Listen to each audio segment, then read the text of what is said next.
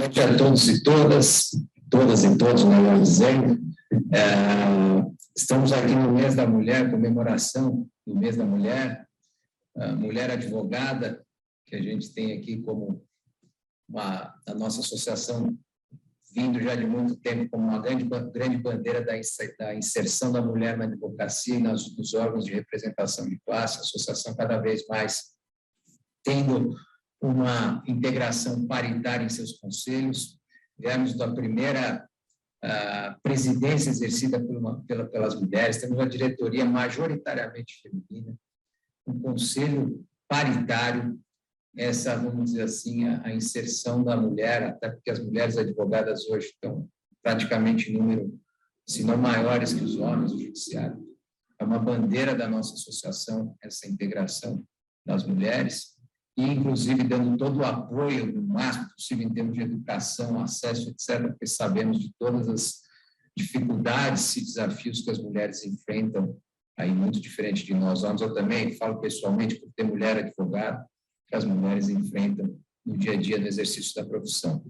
Estamos aqui com um tema muito caro, aí não só às mulheres, mas a todos, interessa a todas as pessoas. Vamos falar de finanças, né? Finanças pessoais ainda, né? Não estamos falando de finanças em geral, e a tentativa da gente achar um equilíbrio aqui nesse ponto entre a razão e a emoção, né? O tema é relevantíssimo. Nos dias de hoje, se a gente pensar que temos, vamos dizer assim, se a gente pensar nos últimos 2 anos, nós vimos um verdadeiro, uma montanha-russa financeira quando falamos em índice, né? Cada dia uma novidade, é coronavírus, guerra, etc., petróleo, etc., inflação, juros que sobe e desce. Vivemos hoje, vamos dizer assim, um momento de extrema dificuldade para conseguir fazer uma análise fria, né? Minimamente racional do patrimônio, porque a gente tem sido, além dos fatos em si serem extremamente, vamos dizer assim, graves e relevantes que vem acontecendo, eles são noticiados em tempo real e de uma forma que a gente vive hoje aí, sem querer fazer me aproveitar da guerra que acontece, mas somos bombardeados por informações o tempo inteiro e sempre com a ideia de dar de se buscar a manchete, que só, no fim, a gente acaba todo dia tomando um susto, né? E acho que a grande chave aqui dentro desse tema é a gente tentar não reagir simplesmente e conseguir, na verdade, entender para poder se mexer. E isso, na nossa profissão, é importantíssimo, né? Todos nós aqui, via de regra, acabamos, a grande parte da advocacia vive uma instabilidade de renda, né? Dependemos de vários fatores. Então, acho que o tema é extremamente importante para os advogados, para garantir sua qualidade de vida e um futuro aqui digno e tranquilo. Para debater o tema, trouxemos aqui hoje a doutora Patrícia Palomo. Ela é gestora em investimentos formada em economia com MBA executivo em finanças pelo INSPER. Desde 2004 atua no mercado financeiro. Nossa, 18 anos de mercado financeiro valem por... É meio parecido com a advocacia, né? Também vale por uns 30 e poucos de uma profissão mais tranquila. Tem trabalhado em diversas casas aí do ramo. Sua experiência inclui passagem por consultoria de investimentos, banco comercial, banco de investimentos e gestora de recursos. Ela é membro do Conselho de Administração da Planejar, Associação Brasileira de Planejamento Financeiro, membro do Conselho do INSPER, credenciada junto à CVM como administradora de carteiras, também é uma profissional certificada CFP, certificação de gestora da Ambima também, e leciona a disciplina de diagnóstico financeiro e análise de investimentos sustentáveis. Estamos aqui com a doutora Patrícia, vamos ver se ela ajuda um pouco a gente nesse tema importantíssimo a todos nós. Doutora Patrícia, seja bem-vinda aqui à nossa casa. Obrigada, doutora Ana. Queria agradecer a associação pelo convite. Fiquei muito feliz, muito honrada de poder estar conversando com vocês hoje sobre um tema que, para mim, assim, é muito especial. Especial, finanças pessoais, é algo que eu tenho um carinho muito grande, porque, querendo ou não, todo mundo tem que tomar decisões financeiras. E eu tive sorte na vida de estudar, né, de poder me aprofundar, me formar em economia e ter essas ferramentas para tomar essas decisões. e eu via as pessoas tendo dificuldade de fazer isso, e eu pensava que não deveria ser necessário uma faculdade para as pessoas conseguirem ter as habilidades necessárias para tomar decisões que são tão importantes para a sua vida, né, para as suas vidas. Então, sempre que eu tenho a oportunidade de falar sobre finanças pessoais, eu me disponho a falar, porque eu gostaria, como meta, trazer esse conhecimento, essas habilidades para o maior número possível de pessoas para tentar ajudar aí no dia a dia. E não à toa, né, doutor Leonardo, 71% das famílias hoje no Brasil estão endividadas. Então, você vê começa a ficar claro quais são os reflexos, talvez essa falta, né, da educação financeira, do acesso da informação correta na tomada de decisão, e como isso acaba afetando a dinâmica da renda familiar, do patrimônio familiar, né, e a gente sabe como isso tem implicações também no bem-estar das pessoas, né, como elas estão se sentindo emocionalmente. E você trouxe essa questão da dificuldade de você fazer um planejamento, né, de ter uma previsibilidade de renda. Essa oscilação de renda que a gente vive, principalmente, né, num ambiente autônomo de trabalho, que acontece muitas vezes, traz sofrimento para as pessoas, né? A diferença do consumo, né? Eu consumi muito, depois ter que ajustar meu consumo para baixo, depois poder voltar a aumentar meu consumo, diminuir o consumo. Essas oscilações causam sofrimento, né? A gente preferiria ter ali um consumo suavizado, né, ali mais previsível. Isso é mais confortável do ponto de vista emocional do que ter esses altos e baixos, né? E não sei se você sabe, doutor Leonardo, a gente tem 2 sistemas operacionais atuando na nossa máquina, aqui no nosso cérebro, né? Os computadores, em geral, têm a gente é mais avançado. A gente tem 2 sistemas que acabam ajudando a gente a tomar as decisões, né? Que é o sistema da emoção e o sistema da razão. Eles são diferentes, porque eles têm processos de tomada de decisão diferentes. O sistema da emoção, ele é o sistema rápido. É o sistema 1, ele é chamado sistema 1 pelo Daniel Kahneman, que foi quem estruturou esse arcabouço, porque ele é o que é o mais fácil acessado por nós, né? E temos o sistema da razão, que é o sistema devagar, que é o sistema 2, que a gente acessa esse sistema de tempos em tempos para tomar algumas decisões e racionalizar algumas questões. Então, se eu te pedir para fazer uma conta, eu não vou fazer isso com você, mas se a gente pedir para alguém fazer uma conta matemática, automaticamente ele vai para o sistema 2, porque daí ele precisa parar, fazer, né, raciocinar, né? Se não for uma conta muito rápida, aquela que você consegue resolver de antemão, mas se for algo mais elaborado, você vai para o sistema 2. Quando a gente está perdido num local que a gente desconhece, ou quando a gente está fazendo algo pela primeira vez, em geral a gente está usando o sistema 2, que é um sistema com mais atenção, né? Onde a gente faz as coisas mais devagar, onde a gente presta ali, o olhar está focado naquela situação. Então, a gente usa esse sistema de acordo com a situação que a gente está vivendo, né? E o nosso cérebro, ele é muito inteligente. Ele é especial, sabe? Porque ele aprende, né? Então, ele faz associações de forma muito dinâmica e que são criadas à medida que a gente tem experiências. E essas associações, elas criam atalhos mentais que a gente usa para tomar a decisão mais rápida, para economizar energia, né? Então, para ser mais eficiente. E num nível bastante primário, isso vem lá de trás, que a gente precisava sobreviver, né? Então, a gente precisava aumentar a nossa chance de sobrevivência. Quem fosse mais rápido, né? O mais dinâmico, conseguia ter mais chances. Então, a gente aprendeu tudo isso. Nosso cérebro, ele criou esse mecanismo como um mecanismo até de defesa. E aí, esses atalhos, nas ciências comportamentais, têm um nome específico, são heurísticos. Né? Então, a gente aprende, a gente cria esse atalho, a gente faz essa associação, então a gente chegou num jeito mais rápido ali de tomar uma decisão, de ter ali o momento do processo decisório. Acontece que nem sempre aquele atalho que a nossa mente construiu para determinada situação é também o melhor caminho para uma outra situação. Mas, se são situações parecidas, a gente tende a achar que o caminho é o mesmo. E aí a gente toma uma decisão que não é aquela ótima para aquele outro caminho.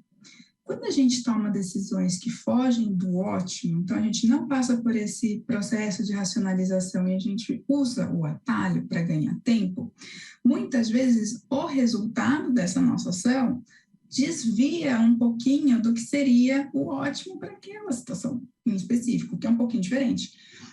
E aí, essas diferenças, esses desvios, é o que a gente conhece como os vieses comportamentais. Eu acho que você já deve ter escutado, e talvez quem esteja me escutando também já deva conhecer o que são os vieses, né, comportamentais. Os vieses comportamentais são justamente esses desvios que a gente acaba tomando no processo decisório, onde o resultado foge daquilo que deveria ser, do ótimo, em função da gente usar esse mecanismo rápido, esse mecanismo dinâmico e emocional de tomar as decisões. Agora, coloca isso no nível financeiro. Coloca isso diariamente ao longo do tempo. Se a gente fica tomando decisão subótima, daquelas que não é a que você deveria tomar, ou existe uma decisão melhor para você tomar naquela situação, isso ao longo do tempo vai tomando uma dimensão muito importante. Né? Quando a gente trouxe aqui, quando comentei a situação dos endividados, uma pessoa que está com uma dívida e evita lidar com essa dívida, o que acontece com a dívida? Ela vai crescendo. E a gente sabe dos níveis de taxas de juros que a gente vive, né, hoje em dia. Então, é uma velocidade que o problema cresce enorme. E se a gente não para, não racionaliza, cria um plano para agir em cima daquela situação, vai ficando cada vez pior.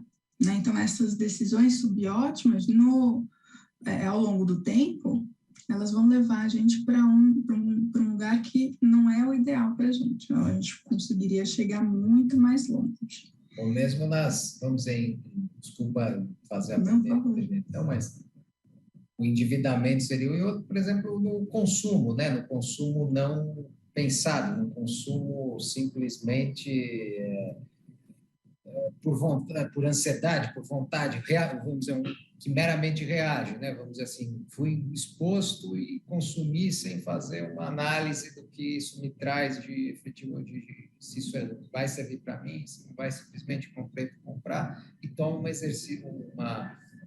uma atitude de fazer uma compra, etc. Às vezes aí casando com o problema, tomando crédito para além do que eu posso, né? Então, eu fazer isso de uma maneira não racional, né? Talvez seja outro momento aí que a gente vê um pouco esses desvios aí que a gente... Com certeza, a compra emocional é um driver importante de tomada de decisão. Tem uma pesquisa do Datafolha levantou 77% dos brasileiros se sentem no direito, então eu me dou esse direito, olha só, de gastar meu dinheiro com as coisas que me dão prazer. Olha como a gente associa consumo e prazer. É prazer totalmente emocional, né? Então, mas 80% das pessoas se sentem no direito de gastar dinheiro para o prazer, né? E quando a gente liberta, né, esse nosso lado emocional, tipo, eu vou consumir porque eu mereço, eu compro porque eu mereço, né? Eu gostei daquele item e eu trabalhei tanto essa semana, ou eu estou me dedicando tanto aos estudos, eu mereço. né, como forma de compensação. Essa é uma dinâmica muito emocional e muito presente, muito presente. Doutor Leonardo, que é muito difícil da gente conseguir identificar e é muito difícil da gente conseguir quebrar o ciclo, porque a gente está inserido num ambiente onde os estímulos são para isso. Você passa pela rua, você passa pela shopping, ou no seu celular, né? Hoje em dia a gente não tem nem como mais blindar isso, né? Até no celular a gente é exposto a promoções o tempo todo, né? Promoções imperdíveis, é sempre imperdível. Fala, né, porque vamos dizer, o que fala assim, né, que quando a gente lá atrás, né, me corrija até se eu estiver errado, mas um pouco que eu já li sobre isso, que o sistema 1 e o sistema 2 remontam a nossa evolução desde lá de trás, né? Então, vamos dizer, originalmente a existência do sistema 1, para essa reação rápida, você vê, eu preciso reagir rápido, não posso pensar, racionalizar para fugir de um animal, né? Ou, sim, vamos dizer, trazendo para hoje, para a gente, você atropelado, eu pular. Essa seria uma reação típica, né, do sistema 1. E as racionalizações estariam em outros. E hoje, a gente, com a evolução da sociedade, acaba sendo exposto a situações que nos colocam a tomar decisões emocionais e rápidas, mas que, na verdade, não estão na origem desse sistema, da razão de ser desse sistema. E aí dá esse problema, né? Na verdade, é nosso cérebro primata lá, né, da origem, trabalhando nessa nova realidade, né? E aí acho que fica um pouco...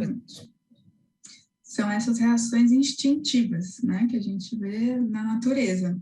E o que você trouxe hoje somos expostos a essa construção. Então, quem estuda a parte comportamental sabe dos vieses, sabe o que motiva as pessoas a tomarem essas decisões de consumo emocional.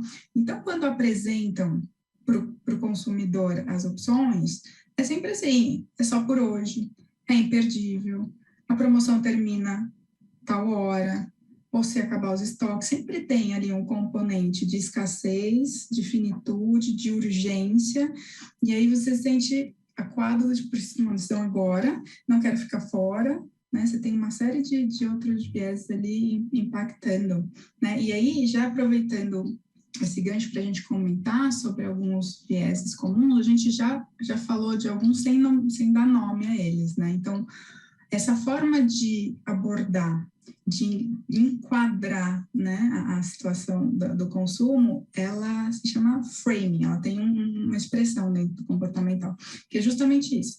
Se eu ofereço a informação com essas questões relacionadas à escassez, à necessidade, né, a rapidez na tomada de decisão, muito provavelmente para você tomar uma decisão, ali você vai acessar o seu sistema instintivo, emocional.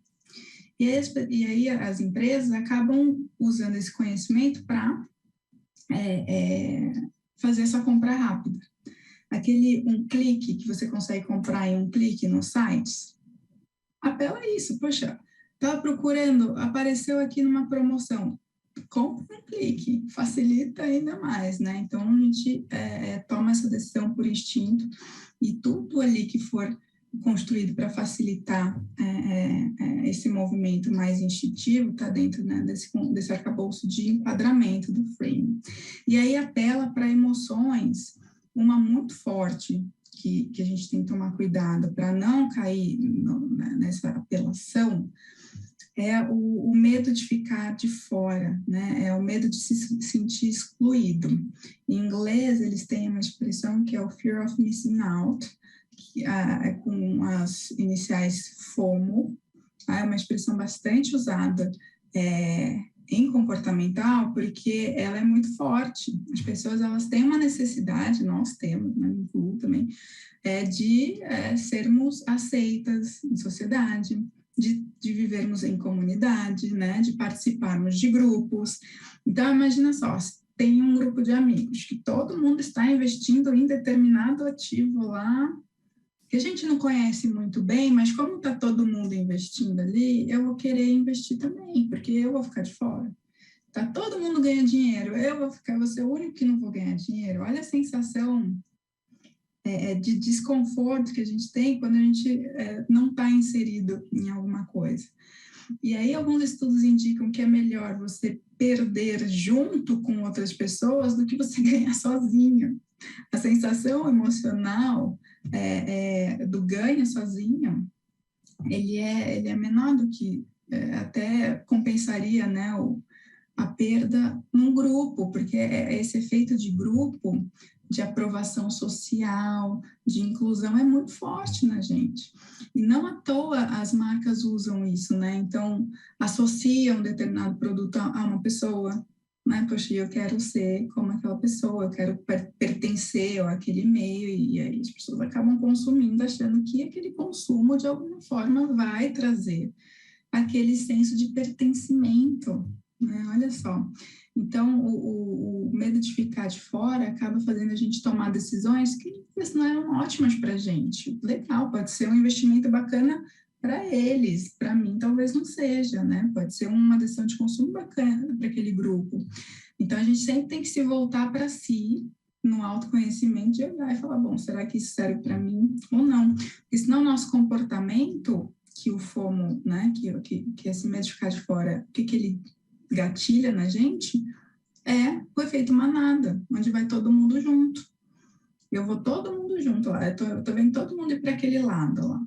Eu acho que é para aquele outro lado, mas como eu tô vendo todo mundo indo para lá, eu vou junto, né? Então, esse também é um outro comportamento viesado, que a gente está indo na emoção, a gente está indo motivado por fatores emocionais e a gente não usou o nosso sistema devagar para tentar racionalizar aquela situação e nos manter eventualmente de fora se fosse melhor para a gente, né? Então, o FOMO, o framing, né? O efeito de manada. Tem um outro viés que é muito comum na gente, que é o viés da confirmação. Sabe quando a gente tem uma ideia de algo e a gente vê uma notícia que é exatamente o que a gente estava pensando? Assim, nossa, olha só, eu estava pensando nisso, eu falei isso ontem para alguém. Pronto, era o que você precisava. Se você tinha alguma dúvida e você recebeu essa informação confirmando aquela pré-ideia que você já tinha, a gente tende a dar valor para essas informações que confirmam pré-ideias que a gente já tinha antes. E se a gente for confrontado com uma outra informação que contradiz o que a gente acredita, a gente vai ignorar, a gente vai dar um peso muito menor, porque eu quero o conforto da confirmação de algo que eu já tenho pré-desenhado na minha cabeça. Isso é o tempo todo a gente faz isso com todos os aspectos da nossa vida. Mas no setor, na área financeira é complicado. Por exemplo, uma pessoa que esteja lá com o dinheiro parado na poupança, ou aplicado na poupança, porque ele tem um pequeno rendimento. E está lá porque tem medo, por exemplo, de tentar outros tipos de investimento, porque tem medo de perder dinheiro, tem medo do risco, né, da oscilação. Aí vem no jornal, né, algo que ele atribui confiabilidade.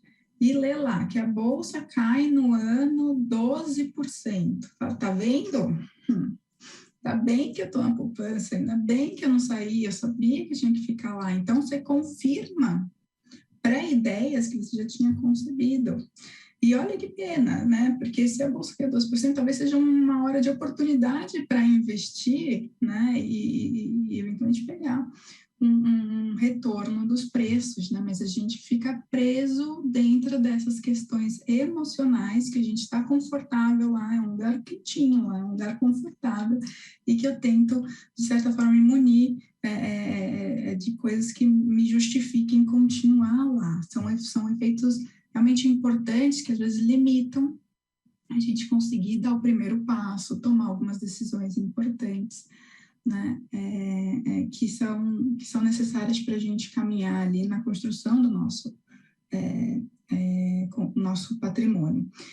Lembra muito, assim, desculpa de novo Não, por favor. São alguns pontos que a gente vê assim, você citou essa parte da bolsa que é muito interessante, por exemplo, pega alguns desses viés que você falou, né? Quando anos de bolsa subindo, aí começam aquelas notícias, né? Capa de revista, capa da Folha, o número de CPFs de investidores na B3 aumenta, não sei para quantos, e tal, a bolsa vai para não sei onde, aí um monte de, né? A gente é bombardeado por essas notícias, bombas, então aí todo mundo quer estar na bolsa, né? Se sente um pouco isso, se não entra, acha que tá por fora. Parece que tem vários desses vieses misturados nessa hora, né? Você vê e ainda vem essa informação, e hoje, eu acho que aí que tempera com o final com esse viés de confirmação, que você vê isso aí nas redes sociais e até você sozinho aqui no teu próprio algoritmo, né? Porque no teu próprio computador, que acaba vendo o que você quer e tua intenção, e o algoritmo normalmente vai sempre te bombardear com coisas que só vão reforçar seus interesses e suas convicções, assim como nas redes sociais você vai sempre sendo direcionado para a confirmação do seu interesse. Então, acho que hoje esses vieses que já existiam, eles estão ainda mais potencializados, né? A gente acaba mais preso, com mais risco de cair nessas armadilhas, né? Você está perfeito, sua colocação. Existe uma discussão muito séria sobre os algoritmos, né, em relação aos vieses, né, comportamentais e todos os outros que eles podem replicar, e mais do que isso que você trouxe, exacerbar. Porque se você consome determinado tipo de conteúdo na rede social, ela aprende e ela vai te entregar mais daquele conteúdo. Então, se você está dentro de um processo de confirmação, do viés de confirmação, esses meios de comunicação vão alimentar ainda mais esse seu viés, esse seu processo. E é difícil. Quem está vivendo aquele processo, Leonardo, não tem consciência. Os nossos viés são inconscientes.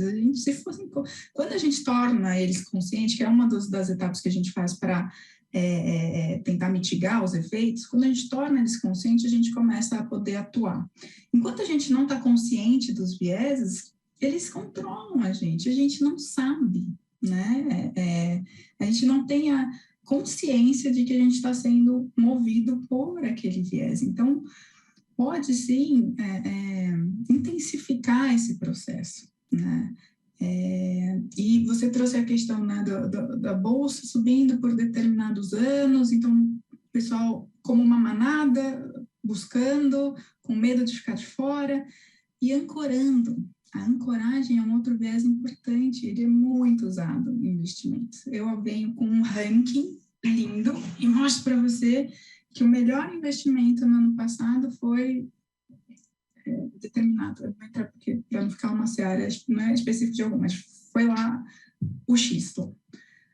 E aí fica todo mundo agora falando, não, vou entrar no investimento X, vou comprar cota do fundo X, vou ancorado, acreditando que aquele retorno que deu no ano passado vai ser pelo menos o mesmo ou mais, né, ou vai se repetir agora para frente, e não tem garantia nenhuma disso, né? Mas a gente ancora, porque é a informação que está sendo disponibilizada para a gente naquele momento, e o nosso cérebro ele precisa de pontos de referência para conseguir tomar decisões. Tem um exemplo de ancoragem que é muito curioso. Você já deve ter ido ao cinema e visto os combos de pipoca e refresco e bebida, né? Que tem lá o pequeno, o médio e o gigante, e a diferença de preço entre eles é quase nada, né? E você olha lá e fala assim, não, vou então comprar o gigante porque vale muito mais a pena, né? Ele vem mais que o dobro do que o pequeno e o preço é marginalmente.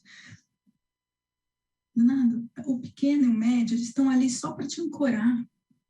É justamente para fazer esse mecanismo que existem essas outras opções. É para a gente tomar uma decisão rápida. Você está na fila, você tem que tomar uma decisão rápida, poxa, então ali vale mais a pena. Você nem sabe se você está com vontade de comer tanta pipoca, né? Mas a gente acaba tomando essas decisões. Então, é isso que eu estou te falando. As empresas, quem vende produtos, conhecem essas estruturas de tomar de decisão e fazem esses. De novo, é um exemplo de frame, né? Ela coloca ali as opções de forma a ancorar o nosso cérebro e levar de forma rápida para a decisão que nem sempre é a melhor para a gente, é a melhor para quem? Que a gente compra, não, né? Que é aquela questão, assim, que a gente tem que tomar cuidado um pouco com os conflitos de interesses que estão por detrás de algumas situações que a gente vivencia, né? Então, a ancoragem é um viés muito, muito importante, muito usado em investimentos, nas decisões de compra, na promoção, em Black Friday. Cuidado com as Black Fridays, com a Semana do Consumidor, e aí fala que promoção de 50%. Aí você vai ver, alguns dias, algumas semanas antes, o preço subiu. E aí vai vender pela metade do dobro. Só que se a gente não está acompanhando esse movimento, o cérebro olhou que estava aqui, agora está aqui. Pô, ancorei, então tá barato, vou comprar. Então, uma das dicas que a gente dá para quem quer aproveitar essas promoções, acompanhe o preço por mais tempo, né? Usa uma janela maior de tempo, vai procurando, tenha muita certeza do que de fato é o nível de preço daquele produto, para você conseguir ter assertividade ali na hora de avaliar se está mais em conta ou não. Assim, são momentos válidos para a gente fazer compras melhores. Eu não digo que não. Eu só acho que a gente tem que tomar muito cuidado, porque, de novo, as empresas sabem disso, então elas podem usar, né, essas ferramentas para levar a gente a tomar decisões de consumo. E eu vou trazer mais mas vai ser o último, viés, que é o excesso de confiança. A gente tem excesso de confiança nas nossas capacidades. Sabe quando a gente vai lá jogar um dado, você está brincando, jogando ali algum jogo de dados, e o pessoal pega o dado e assopra e joga? Como se aquele movimento do assoprar, ou se você realmente jogar, ou se você escolher os números da loteria, como se isso aumentasse a probabilidade de sucesso daquele ato que basicamente é aleatório, né? Então, a probabilidade de você acertar a loteria, se você pegar ali uma composição aleatória dos números, é a mesma do que se você escolher os números, né? Então, mas no nosso emocional, no nosso mental, faz mais sentido apostar nos números que estão relacionados a mim. Então, bota lá a data do nascimento, ou o dia do casamento. Então, você vai associando coisas como se aquilo fosse mais provável. E, em termos matemáticos, não é. Mas a gente tem esse excesso de confiança de que a nossa tomada de decisão, ela é mais assertiva que as demais. E isso afeta bastante na parte financeira. E aí, imagina só, você está lá e o papel que você tinha, comprou uma ação e o papel subiu, né? Você não sabe se vai continuar subindo, mas você acha que vai continuar subindo, e só que você começa a ler ali que o mercado já não está tão forte, começou um outro concorrente, mas só pelo fato de você ter escolhido aquela empresa, ela tem mais chance de ser ganhadora, vencedora no seu emocional.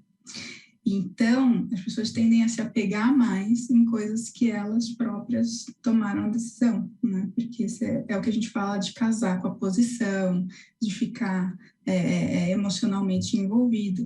Para tomar decisão financeira, o ideal é que as emoções realmente fiquem bem de fora, para a gente ter um big picture, uma visão, como você trouxe, mais fria, de olhar e falar assim, esse mercado aqui, no mercado que já está entrando em saturação, estou vendo outros concorrentes, vamos realizar ganho aqui e buscar uma outra opção, né? Então, a gente entra nesses processos emocionais. engraçado que eu já vi esse excesso de confiança muitas vezes no assessor financeiro, tá? Assim, várias vezes em gerentes, assessores. O cara fala, não, porque a pessoa pega, não, porque vai subir, vai acontecer isso. E algumas vezes eu, pessoalmente, já perguntei, mas como que você tem essa certeza de falar isso, né? Porque é como a gente... Basta olhar uma previsão econômica de dólar e de inflação, principalmente dólar. Dólar é engraçadíssimo, né? Dá vontade de falar, pega a astrologia que dá no mesmo, né? Do que está sempre errado, né? Ou até outro dia um rapaz me mandou uma previsão desse ano de moedas estrangeiras de um banco suíço. E eles falam, não, o real é uma moeda tóxica e o rublo russo é uma grande aposta para 2022. Então, é assim, né? É engraçado. Muita certeza, né? Num ambiente que a gente sabe que acho que talvez a grande certeza é que a gente não tenha certeza, né? Acho que essa Exatamente, ainda mais preço de moeda, né? Que você falou, assim, é muito difícil de prever, né? E esse processo é curioso, né? Porque a gente tem esse excesso de confiança por construção. Nessa mesma pesquisa do Datafolha, 81% dos que responderam à pesquisa disseram que acreditam que a situação financeira deles vai melhorar nos próximos 5 anos. A gente é otimista por construção, né? E a gente está sempre jogando para frente as nossas decisões, não tão confortáveis, não tão gostosas de tomar, né? A gente vai, na semana que vem você começa o regime ou a academia, a gente vai tudo deixando, porque lá na frente é mais fácil do que o hoje, né? Então a gente vai e acaba. Só que o problema é que esse amanhã nunca chega, né? A gente vai sempre deixando para amanhã, sempre protelando. E em investimentos, em especial, na parte financeira, o tempo, ele é o nosso maior aliado. Quanto mais tempo a gente perder, menos a gente vai conseguir usar o mecanismo que são os juros compostos, né, a nosso favor, porque quanto mais tempo a gente tem para deixar um recurso investido, mais esse mecanismo de juros sobre juros sobre juros, rendimento crescendo, joga a nosso favor, né? Então, quanto antes a gente puder parar e racionalizar o processo, melhor. E por que a gente não se conscientiza dessas questões, sabe, Leonardo? Qual que é a dificuldade que a gente tem? 49% das pessoas evitam pensar em dinheiro para não ficar triste. Olha só. Olha que tristeza, né? Metade da população brasileira associa dinheiro a um sentimento tão ruim como tristeza, né? Lógico que isso envolve ali não ter, né, a ausência do dinheiro, a escassez, mas não só isso.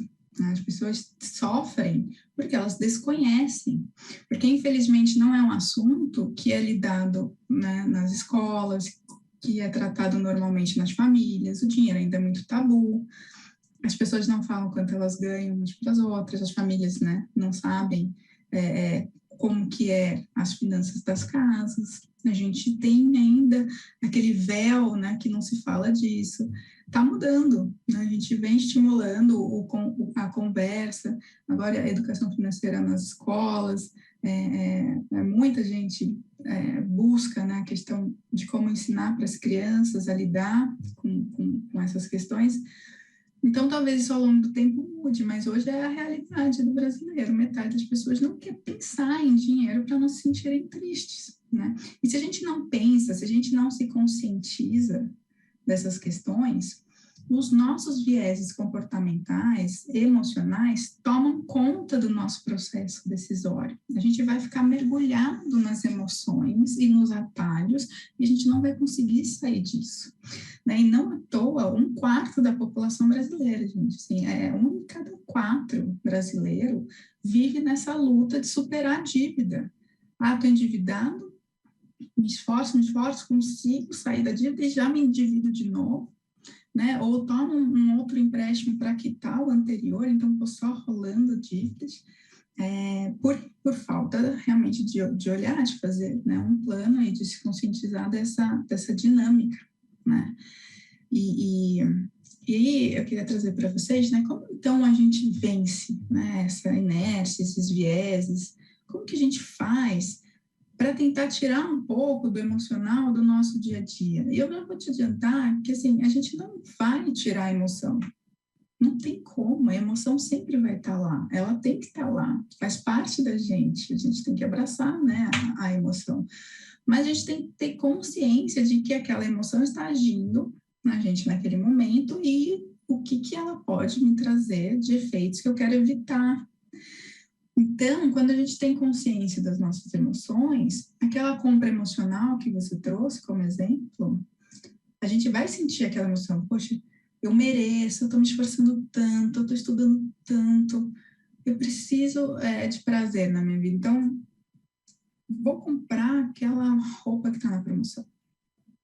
Opa, peraí, que emoção que eu estou sentindo? Estou sentindo frustração, estou sentindo cansaço, estou sentindo alguma coisa, eu estou sentindo ali que está me motivando a tomar uma decisão de consumo que emocionalmente pode me dar algum tipo de conforto naquela hora, mas depois vai faltar o dinheiro, você vai sentir culpa, provavelmente aquela emoção de falta que você está sentindo não vai ser suprida por conta disso, né? É um efeito de compensação. E aí a gente entra nessa bola de neve, né, de decisões emocionais. Então, a gente não vai acabar com as emoções, a gente vai aprender a identificá-las e tentar, de alguma forma, tirá-las no nosso dia a dia, nas decisões do nosso dia a dia. Como é que a gente tira a emoção da decisão do nosso dia a dia? Quanto mais a gente conseguir automatizar os nossos processos, menos eu vou depender dessa elaboração mental que pode estar recheada de emoções. Então, se, por exemplo, eu decidir que eu quero poupar 5% da minha renda, tá bom? Como que eu faço para não chegar em determinado mês e cair em tentação de usar aqueles 5% para ir num show que está tendo só esse mês, de um artista que eu adoro muito? Você torna isso automático, a decisão já está tomada. Então, programa, né, um débito da sua conta naquele valor no dia que o salário, que o recurso costuma entrar. Porque daí já saiu, já foi, né? Você não precisou passar pelo processo de decisão emocional ou racional em algo que você já se predispôs a fazer, né? Então, tornar automático as nossas decisões, para eu não ter que revisitá-las todo o tempo, ajuda muito no processo de tentar minimizar os efeitos dos vieses comportamentais no nosso tomar de decisão. Então, tudo que você decidir conseguir automatizar vai facilitar a sua vida. Sabe essa coisa do débito automático? Não facilita para você não se perder nas contas? É mais ou menos nesse formato, mas é uma dívida com você. Você se propôs a fazer, a criar esse patrimônio, né? A montar esse patrimônio. Então, automatize isso. Não espera sobrar no final do mês, gente. Não vai sobrar no final do mês. A gente vai querer consumir toda aquela renda que está disponível. Então, se a gente tira antes, de forma automática, a gente aumenta a chance de não precisar daquele recurso no final do mês. Né? Agora, para saber o quanto que eu consigo poupar, o quanto que eu preciso guardar para minha aposentadoria, tudo isso fica muito mais fácil se a gente fizer um plano. Existe uma modalidade que se chama planejamento financeiro, que é um processo estruturado de algumas fases que passa desde né, da sua renda, dos seus processos, e chega lá no investimento. Ele é um processo longo, mas que ele começa sempre pela parte do controle. Né? Então, qual que é o primeiro passo dentro de um planejamento? Anota num papel, no celular, numa planilha, onde você se sentir mais confortável, anota os seus gastos e as suas receitas. Tenha consciência, comece esse processo de conscientização de como é o seu fluxo de caixa, como que é, né, a sua dinâmica ali de receita, o que dentro dos seus gastos realmente são necessários, e o que eventualmente você consegue fazer algum ajuste. Porque uma das estratégias de muito sucesso para quem quer construir patrimônio de forma consistente é escolher ter um padrão de vida. Então, escolher ter um padrão de vida 1 ou 2 degraus abaixo do que consegue pagar, do que consegue arcar. E se você deliberadamente segura ali o teu padrão de vida, sabendo que você poderia ter um padrão mais alto, mas você faz isso, momentos onde a sua renda oscilar, você não vai ter que ajustar tanto o seu padrão de vida. Te dá uma margem de segurança para que em momentos onde não tenha o fluxo ou demore mais para entrar o fluxo, você não precise ter aquela quebra do padrão de consumo, que é o que traz o sofrimento. Então, se a gente se conscientiza disso e opta, fala, bem, eu vou me manter aqui, ainda que hoje eu consiga bancar um padrão mais alto, mas aqui está suficiente para mim. Então, a gente trabalha na gente essa noção da suficiência. É suficiente para mim. Eu não caio na tentação do consumo para me inserir num grupo. Você sabe que tem gente que troca de carro a cada 2 anos, 1 ano, 2 anos, não necessariamente pela funcionalidade do carro, mas na questão do status. E tudo bem, se isso está dentro do contexto econômico da pessoa, ok, mas às vezes não está. E você realmente precisa demonstrar isso? Será que essa decisão está muito mais emocional do que racional, né? Então, são questões importantes, assim, que parece que não, mas fazem muita diferença no nosso processo de decisão. Então, essa é uma estratégia importante. Depois que a gente pensou num plano, né? Então, viu, poxa, eu quero guardar tanto, então eu posso gastar até tanto dentro de um padrão de vida que é aceitável para mim, é confortável, mas eu optei por ele ser assim. Então, agora eu vou tomar outras táticas, fazer outras táticas para conseguir aumentar minha probabilidade de sucesso com esse meu plano. Uma das táticas é a gente adequar o limite do cartão de crédito àquilo que a gente desenhou que a gente pode gastar. Parece simples, mas para as pessoas é muito difícil fazer esse movimento de reduzir o limite que o banco oferece no cartão de crédito. Porque a gente associa esse limite como se fosse renda nossa. Então, é como se a gente abrisse mão de renda, né? Fala assim, não, eu vou diminuir o limite, não vou ter acesso àquela renda. Puxa, estou abrindo mão de renda, não quero abrir mão de renda. Isso é doloroso para todo mundo. Só que aquela renda não é nossa, né? É uma renda futura que pode vir ou não. Na verdade, aquele recurso é do banco que ele está oferecendo ali uma antecipação, né, de renda futura, que não é o caso que a gente quer agora, né? Agora a gente quer seguir dentro desse contexto, desse limite que a gente estipulou. Então, adequa o limite do cartão de crédito àquilo que você realmente quer gastar, né? Não aquilo que o banco te permite gastar, porque essa é uma das estratégias que são mais efetivas para a gente conseguir limitar o nosso gasto dentro do nosso plano, né? E tem uma outra coisa que geralmente atrapalha a construção de patrimônio, aí já olhando a parte de investimento, imagina, você fez um plano, você limitou ali o seu padrão de vida algo bacana, mas que você consegue ter uma margem de segurança para períodos mais difíceis, e começou a sobrar para investir. Aí começou a investir, começou a colocar lá o recurso pensando na sua aposentadoria lá na frente. Uma coisa que o pessoal faz muito é olhar o saldo dos investimentos todo dia. Entra lá, abre o aplicativo, vê o que aconteceu. E por que isso é ruim, né? A gente, quando faz isso, a gente começa a trazer gatilhos de todos aqueles efeitos que a gente falou lá atrás, os vieses, né? Da ancoragem, da aversão à perda. Da aversão à perda,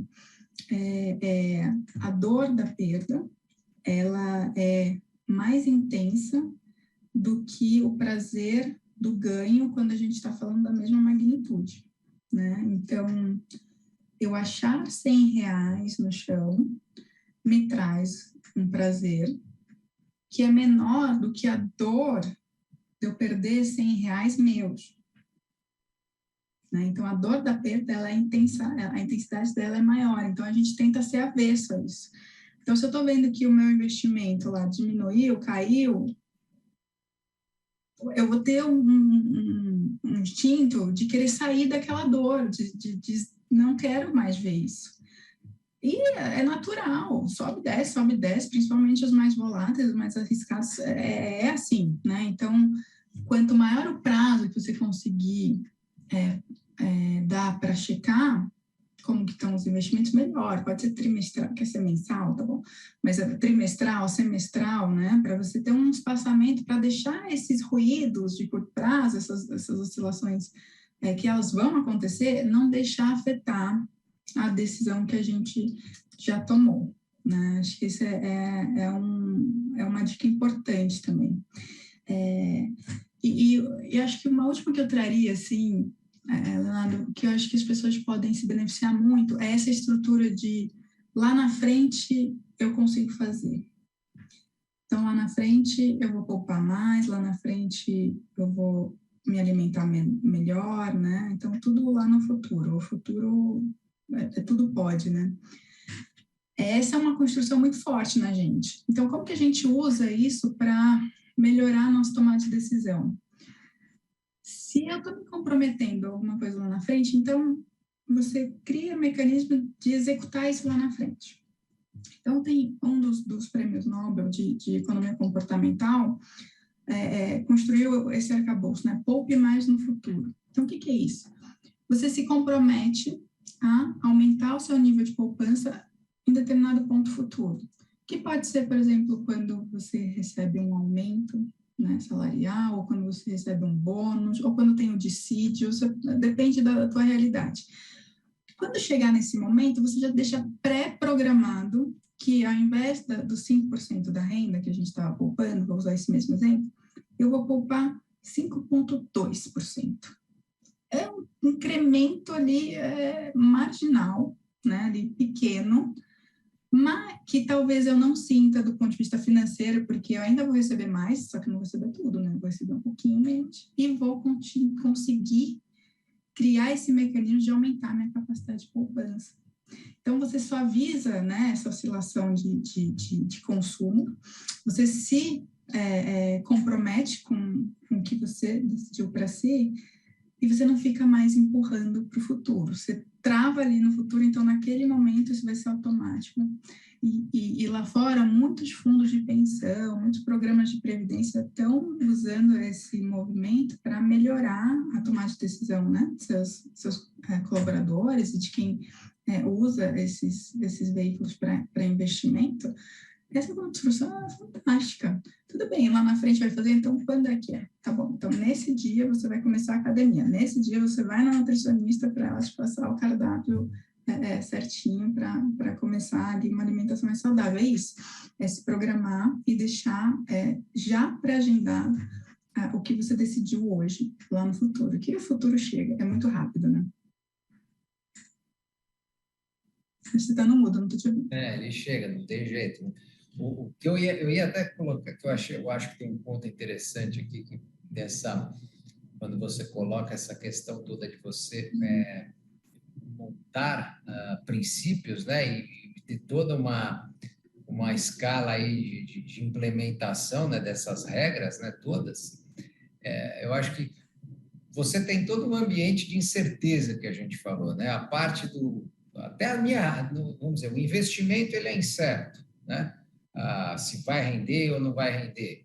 Até a sua renda ela é incerta, mesmo porque a gente fala aqui eu estava falando do advogado, que não tem uma estabilidade, mas na verdade é como a história do funcionário, do empregado que tem uma falsa noção de estabilidade, né? Ele pode, na verdade, ser demitido amanhã e acabou, está absolutamente fora. Então, você não tem também certeza da sua renda, você não tem controle sobre, vamos dizer, qual o rendimento do seu investimento, não tem controle sobre a sua renda, não tem controle sobre os acontecimentos que estão por aí, mas, por outro lado, você tem um controle e a possibilidade de decidir quanto você vai gastar, quanto você vai poupar.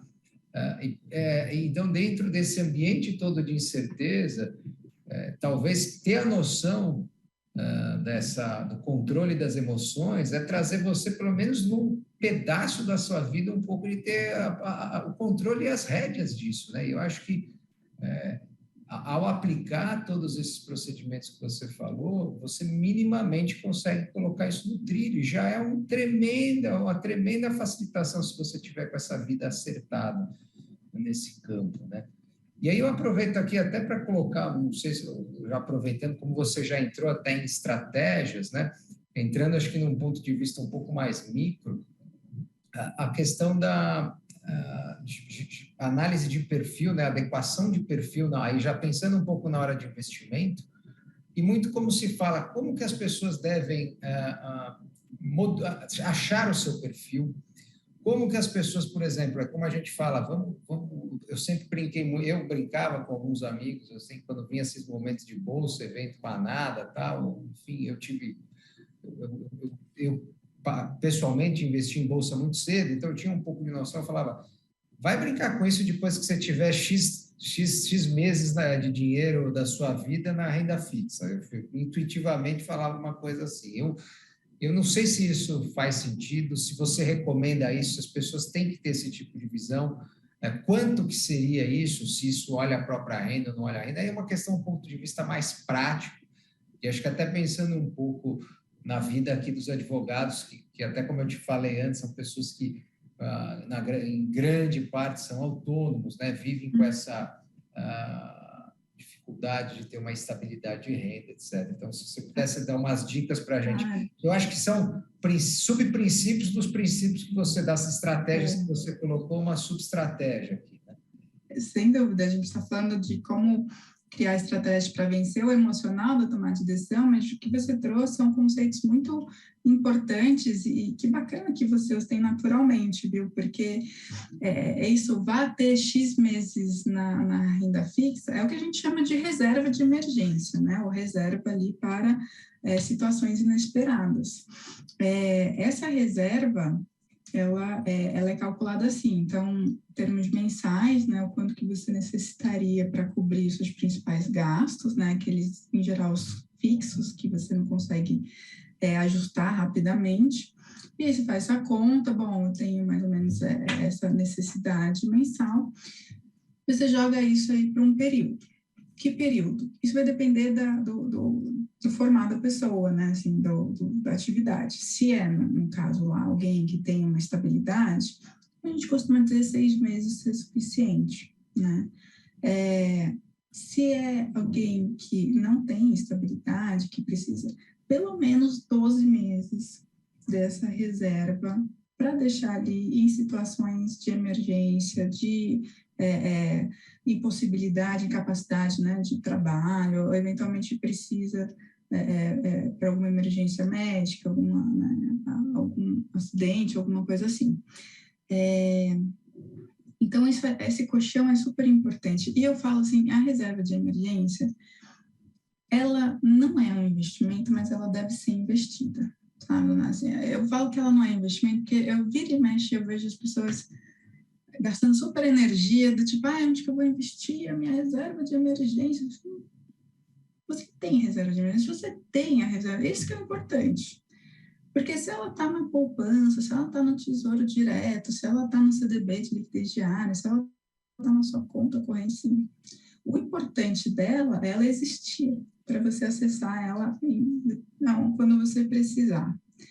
E aí, quando a gente fala, né, sobre questão de adequação do perfil, eu uso uma métrica que ela é pouco convencional. Eu acho que as pessoas precisam respeitar a sua tolerância ao risco de acordo com o sono. Aí eu te pergunto, Ana, você tem lá vou colocar 100 mil reais investidos. Se eu te ligar no dia seguinte e falar, olha, os 100 mil reais viraram 70 mil reais, a gente perdeu nessa jogada aqui 30%. Como é que você se sente? Você vai dormir bem nesse dia, para te falar que o 100 virou 70? Isso eu acho que o 30% não é legal, mas acho que isso vai mudando conforme a escala que você tem, né? Se você falar para mim assim, não, então esse não é o nível de risco. Eu vou te perguntar, tá bom.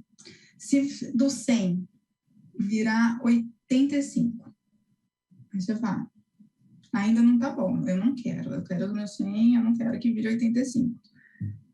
Tá bom, mas se ele virar 95, sabendo que a gente tem capacidade de ganhar mais, tá? Mas se ele vira 95. 95 já para mim não tá tão ruim. Bom, estamos chegando mais perto da sua capacidade de tolerância a risco. Porque tem gente, Leonardo, que não tolera virar 99. Porque vai sofrer virando 99. E aí você vai falar, poxa, o que essa pessoa? Ela não tolera risco. A gente precisa ajustar um portfólio para ela, uma carteira de investimentos que respeite esse perfil. Pode ser que ao longo do tempo, que ela passe a conhecer melhor os produtos, ela comece a tolerar um pouco mais de risco. O risco ele é situacional, a tolerância a risco. Se você é solteiro, você está começando a carreira, você tem uma tolerância a risco. Se você é casado, se você tem determinada idade, você tem uma série de obrigações, a sua tolerância a risco é outra. Ela pode ser a mesma pessoa, tá? Mas ela é situacional. Então a gente tem que ver. Eu uso muito essa. Você está dormindo bem, sabendo que a gente pode perder 12%, 15%, 30%, não. Então, esse não é um risco para você. Você dorme bem se a gente perder até 5% do patrimônio? Não, 5% eu tolero, aguento, sei que é o risco que dá para correr. Ok, a partir daí tem inúmeras opções de montar uma carteira de investimento diversificada que vai limitar ali, o risco ao que você tolera, ao que essa pessoa tolera. Né? Então, a gente precisa realmente fazer essa autoanálise do que eu tolero perder. Muitas vezes as pessoas só olham o potencial de ganho e não olham o potencial de perda. Aí entra no investimento, pronto, cai, porque faz parte. Não tolero, não, deixa eu sair disso, assim, e realiza a perda. E aí pode ser que no final do ano seja o ativo que mais rendeu, aquele ativo X lá que a gente comentou. Só que o caminho ele é tão tortuoso que não é adequado para o perfil daquela pessoa. Então, a gente precisa partir sempre do indivíduo, né? De novo, esse olhar, ter o autoconhecimento, para aí sim, quando você sabe o nível de tolerância, é libertador, porque aí você vai olhar quais são as opções de investimento que respeitam esse nível de tolerância. E eu vou te falar, o mercado que é desse tamanho, eu vi isso aqui, porque não são todos. E fica muito mais fácil escolher, fica muito mais fácil tomar a decisão usando o sistema 2, né, que é o sistema racional. E assim, até como você falou, então, por exemplo, pensando aqui, voltando, tentando trazer um pouco aqui de novo para os advogados, né, desse ponto, que eu acho que é só para a gente tentar, lembrando um pouco dessa questão das peculiaridades, né? Então, para um autônomo, vamos dizer, para um profissional autônomo, sem a estabilidade, você imagina primeiro, o ideal seria o quê? Ter 1 ano de reserva de emergência das despesas, e aí você diz as despesas de manutenção mesmo, né? Saúde, educação, de filho, alimentos, etc. Faz essa conta, reserva de emergência de 1 ano. E aí, acima disso, que você vai começar a fazer seu colchãozinho, que você vai fazer sua análise de risco. Esses 12 meses aqui, esquece risco, é reserva de emergência, né? Deixa apartado, é como se fosse apartado da sua casinha, né? Talvez fosse mais uma estratégia dentro das que você falou, das lições de casa. Já deixa isso aqui, esquece, 12 meses, né? Isso, deixa lá investidinho. Você pode deixar investido, né, em coisas muito líquidas, muito seguras, né? Mas isso não é a sua parcela de risco. A parcela que a gente vai usar para construir patrimônio, para alcançar os objetivos, é outra. Então, eu tenho um objetivo de curto prazo, legal, então a gente vai montar uma carteira para esse objetivo de curto prazo. Esse aqui é para minha aposentadoria, lá na frente, ótimo, então vamos montar ali a carteira de investimento que tem um potencial maior de retorno, porque você tem mais tempo para manter esse recurso investido. Não, aqui é para o meu apartamento, eu vou comprar um apartamento, vou trocar de apartamento daqui 2 anos, então você tem um prazo já definido, você não vai fazer um investimento para 5 anos ali você vai respeitar o seu prazo. Então, É exatamente isso, mas a reserva de emergência, ela não é um investimento, por isso que eu falo, reserva de emergência não é investimento, esquece. Ali é o colchão, é uma boia, eu falo sempre isso. Imagina que você está num barco indo para algum lugar, tem um problema no barco. É o barco que vai te levar a algum lugar, né? Não é? Mas deu um problema ali, ele começou a afundar. O que te salva naquele momento? Uma boia. A boia não vai te levar para aquele lugar, mas ela vai te dar uma sobrevida, vai te dar um tempo até alguém chegar para te ajudar ou para você conseguir pensar numa saída para aquela situação. A boia é para isso, a reserva de emergência é a boia, ela não é o barco. O que vai te levar para os seus objetivos são os seus investimentos com foco nos objetivos. A reserva de emergência é a boia. Ela só não vai te deixar entrar no cheque especial, no cartão de crédito, né? Todas essas dívidas são dívidas caras que depois são difíceis de sair, né? Ela é só salva-vidas. Perfeito. Isso. Maravilha, Leonardo. Eu queria agradecer muito novamente aqui o convite de vocês, fiquei muito feliz. Espero que tenha ajudado. Acho que essas reflexões fiquem aí com vocês e que vocês consigam colocar em prática. Eu vou ficar muito feliz. Eu, particularmente, eu gosto muito do tema, eu sou um leitor do Kahneman, enfim, já li, enfim, tenho muito interesse sobre o tema, acho, como falei, eu acho que é absolutamente relevante, mais ainda nos dias de hoje, que se todo esse apelo emocional que existia para o resto, agora também, como a gente estava conversando antes, começa a vir também para o mercado de investimentos, então a gente está agora sujeito, antes a gente era sujeito ao sistema 1 para gastar nosso dinheiro. Agora a gente está sujeito ao sistema 1 para investir também, né? Então a gente está sendo mais, a gente está mais sob risco ainda, então acho que essas intervenções demonstrando e identificando as nossas reações emocionais num tema que é zero emocional, acho que a primeira colocação que você colocou, você vai fazer uma conta matemática, talvez esse é um grande ponto, né? Comece a relacionar dinheiro, finanças com a matemática. Matemática você não reage, né? Você senta, pai, pensa, dorme. Como você falou no começo, não existe isso, um investimento que é só hoje, né? Uma ação não vai acabar, né? Agora, nossa, esse investimento aqui hoje, aproveite só hoje, acabou isso só hoje. O mercado acontece e as coisas, no fim, também é isso. O mercado tem a incerteza. Então, às vezes, não era até o ano passado, acho que a última manada que a gente teve foi a Bitcoin, né? Quem não, né? As criptomoedas. Quem não estava, nossa, tô fora. Aí veio o primeiro tombo, todo mundo que estava fazendo sumiu, né? Então, você vê esses efeitos todos que você coloca acontecendo na prática. Foi para uma palestra, acho que uma apresentação excepcional, muito clara, muito válida e principalmente porque acho que você trouxe questões profundas, que acho que essa é a primeira parte, mas que vem para realmente mostrar questões práticas para as pessoas colocarem no dia a dia aqui para tentar ajudar na vida delas. Então, agradecemos muito a você aqui pela ASP, a casa está aberta, você trazendo, quando quiser trazer algum novo tema, como também o time do INSPER, a gente tem muito interesse em ouvi-la novamente. Tá bom? Muito obrigado, Patrícia. Obrigado a todas e todos associados. Continuamos aqui, terminando aqui, quase acabando o mês aqui do mês da mulher, março também, mês do meu aniversário também. Feliz e mês do consumidor, né, Patrícia? Que ainda é isso, né? Consciente. Agradeço muito a todos, a todas e todos. Tenham uma boa noite. Até logo.